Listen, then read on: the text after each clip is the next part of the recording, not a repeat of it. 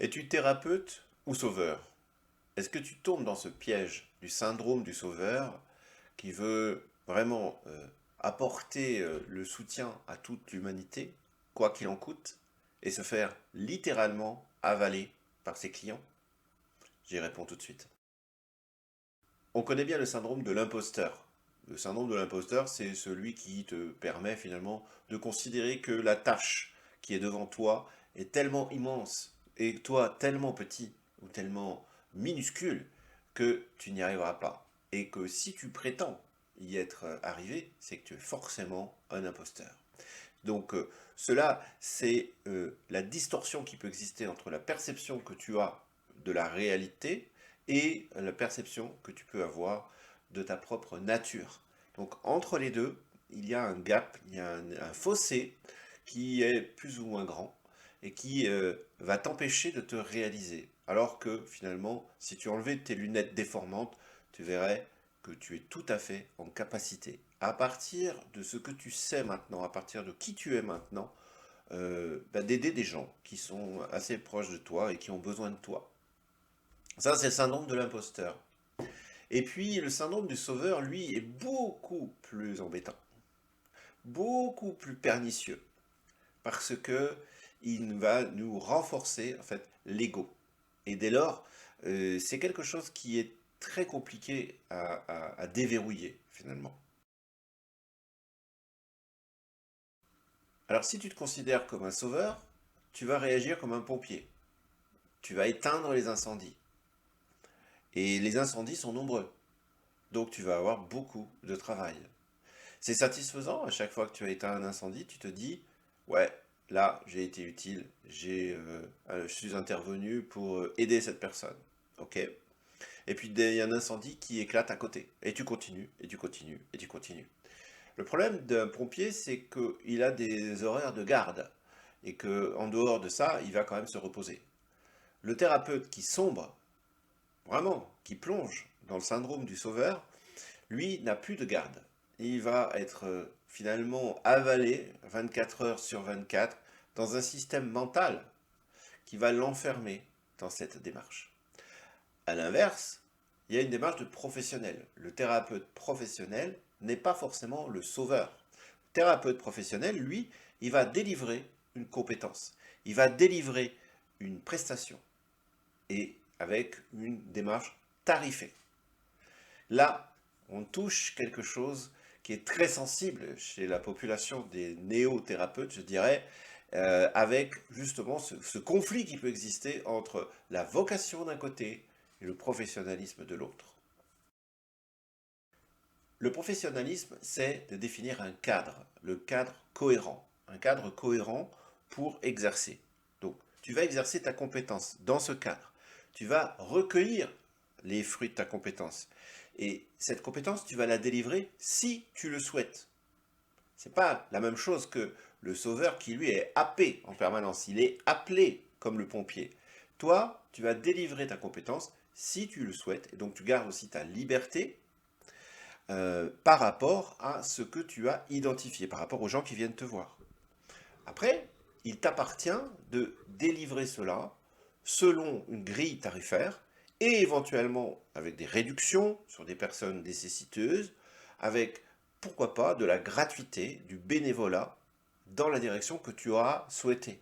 Mais dans ce cas de figure, tu gardes le contrôle. Qu'est-ce qui va se passer si tu perds ce contrôle? Eh bien, tu risques de brouiller les pistes, tu vas brouiller les signaux, et si tu te considères au départ comme quelqu'un qui a un professionnalisme, qui propose une séance, un accompagnement, un forfait, que sais-je, avec une grille tarifaire, mais que tu veux faire, je dirais, de l'action sociale, qu'est-ce qui va se passer? Eh bien, tu peux proposer différents tarifs. Un tarif social pour des gens nécessiteux ou un tarif de base pour les gens qui peuvent payer. Mais tu vas créer une distorsion entre les deux. Parce que parfois, même des gens qui ont très peu n'osent pas demander, n'osent pas dire, et donc vont vouloir payer le prix. Donc tu vas te retrouver avec des gens qui ont très peu qui vont payer le prix, et des gens qui vont avoir plus qui vont payer moins. Donc c'est injuste. Euh, Moi j'ai rencontré ce cas de figure. Je l'ai vécu. avec des gens qui étaient vraiment en difficulté financière, mais qui ne voulaient pas en parler et qui donc payaient le prix qui était demandé. À toi ensuite de valider, est-ce que ton prix est juste par rapport à toi? Est-ce que tu as l'impression d'escroquer les gens? Ou est-ce que tu délivres vraiment une prestation qui a de la valeur? Parce que c'est ça qui est intéressant à se poser comme question. Plutôt que de savoir est-ce que mon prix est adapté à des gens nécessiteux, pose-toi la question, qu'est-ce que j'apporte? Qu'est-ce que j'apporte comme valeur ajoutée? Alors soyons cohérents par rapport à cette question, car ta prestation, elle correspond à un besoin. Ce que tu fais, ça correspond à une demande de la part des gens. Sinon, tu n'as pas de raison d'être. Donc, imagine une personne, elle est en inflammation articulaire. Elle a un problème de coude. Hein, elle t'a dit c'est le beau. Donc ta prestation, c'est quoi? Eh bien, tu vas mettre en œuvre des moyens pour l'aider. Par exemple, tu vas faire du micromassage. Par exemple. Donc, ta prestation correspond aux besoins, tu vas mettre en œuvre des moyens et tu vas créer une valeur ajoutée. Forcément, puisque c'est par ton entremise que cette personne va aller mieux. Donc, c'est ta valeur ajoutée. La valeur ajoutée, dans ce cas précis, c'est quoi? Ben, ça peut être le rétablissement du mouvement. Bien. Il y a donc derrière un bénéfice pour l'autre. Le bénéfice, ça va être de pouvoir à nouveau jouer au tennis ou à nouveau faire son geste professionnel qu'il n'arrivait plus à faire. Ça, c'est son bénéfice. En contrepartie de ce bénéfice qui est constaté, eh bien, il y a quoi? Il y a une contrepartie. Cette contrepartie, elle est financière. Ou ça peut être aussi une forme de troc.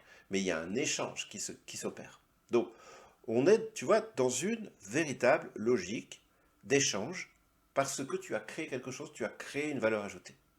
Maintenant, la posture du sauveur par rapport à la posture professionnelle qui construit sa valeur, la posture du sauveur, elle, va créer du risque pour celui qui est de l'autre côté, celui qui s'incarne comme le sauveur. Je dis bien qu'il s'incarne lui-même. Il est vraiment dans cette posture, je suis un sauveur, ou je me dois de sauver. C'est exactement la même chose. Hein. Le problème, c'est qu'il n'y a pas de limite. Il n'y a aucune limite. En gros, tu es dans une forme de personne ressource, quoi qu'il en coûte, quoi qu'il arrive. J'ai entendu ça et là, nous sommes là pour, nous, le collège des praticiens, par exemple, en médecine naturelle, nous sommes là pour accueillir la misère du monde. Est-ce que cette phrase résonne en toi? Ou est-ce que ça crée une sorte de réaction, comme une barrière, qui te dit, oula, attention, est-ce qu'on n'est pas en train de se raconter une histoire?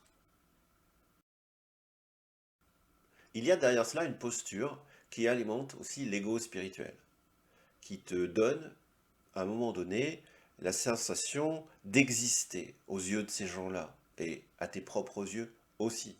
Tu es en prise directe avec ta vocation, ta pseudo-vocation, que tu as toi-même déterminée, finalement. Alors, il y a aussi la notion de sacrifice, c'est-à-dire le sauveur, c'est quelqu'un qui se sacrifie pour les autres. Ma foi, dans la littérature religieuse, on voit ça, hein, la notion de sacrifice. On voit ça aussi dans les grands livres d'histoire, les gens qui se sont sacrifiés pour leur peuple. C'est très bien. Mais est-ce que c'est ce que tu veux? Est-ce que c'est ça qui est bon pour toi, pour ta famille, pour tes enfants? Est-ce que le sacrifice est-il véritablement une chose importante pour toi? Pose-toi cette question. Il y a de fortes chances pour que les gens ne valident pas ton sacrifice, parce qu'ils s'en apercevront pas. Et ils ne s'apercevront pas que tu es en train de te manger toi-même pour donner quelque chose qui finalement va être souvent éphémère. N'oublie pas, le pompier, il est là, il a éteint l'incendie. Mais la reconstruction qui est derrière, elle va être très compliquée finalement. Le thérapeute professionnel est celui qui va répondre à une demande, à une sollicitation, et va offrir une démarche structurée, et non pas forcément une démarche spontanée. En résumé, fais attention à la vocation, fais attention à l'aspect trop spirituel de ton engagement dans le domaine du soin. Reviens un peu plus dans le domaine de la, je dirais, de la cohérence du métier, du professionnalisme. Ce qui n'empêche pas de le faire, bien sûr, avec des valeurs humaines élevées, mais charité bien ordonnée commence par soi-même. Si tu veux te développer et aller loin dans ce métier, tu dois aussi apprendre à te préserver, apprendre à faire les choses d'une façon cohérente, structurée, et surtout, n'oublie pas une chose, c'est que les autres ont besoin de toi si tu es à un niveau supérieur d'énergie. Et si tu te laisses avaler, si tu te laisses manger tout cru, ton énergie, elle ne fera pas long feu. Voilà ce que j'ai à te dire. À très vite.